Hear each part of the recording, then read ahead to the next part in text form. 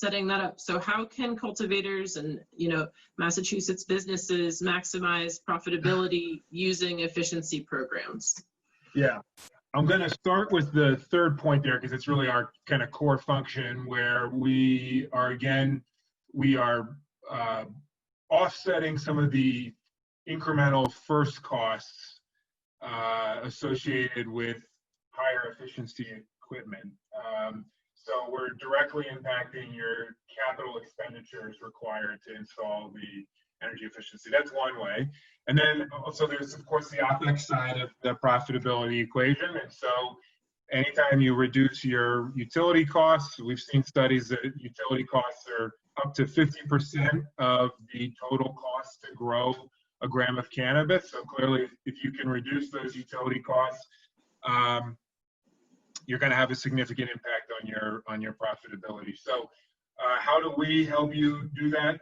Again, first, we buy down your first costs, but again, but also you need this criteria to make a decision, information to make an informed decision to install energy efficiency. So that's the second point here. We want to collaborate and bring you technical assistance in the form of energy modeling that predicts how much energy cost savings your measures will provide for you, as well as the cost to install those measures and the financial payback. So this is all rolled up into a report and model. We'll show what it looks like in the case study at the end.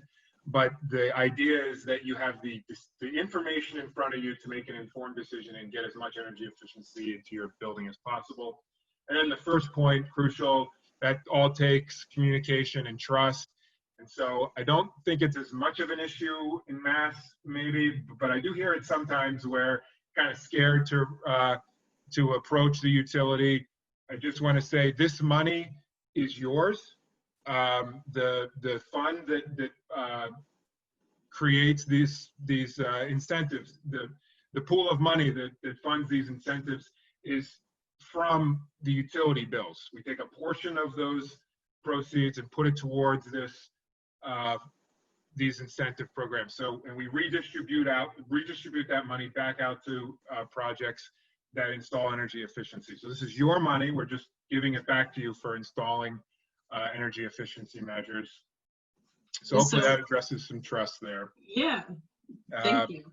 So yeah. What are some of those efficiency measures and related to our lighting discussion today? Right. We have this list that we presented on the first presentation, first workshop. It looks at the most common measures. So everything from chillers, if you have chilled water systems, or efficient DX systems, to heat exchange, heat recovery is very common in these facilities. Gas-driven chillers is very common as an alternative to electric chillers. It's a cheaper fuel, cheaper way to produce the cooling, generally speaking. But today we're going to focus on what we can do to provide incentives for LED lighting and some associated control measures.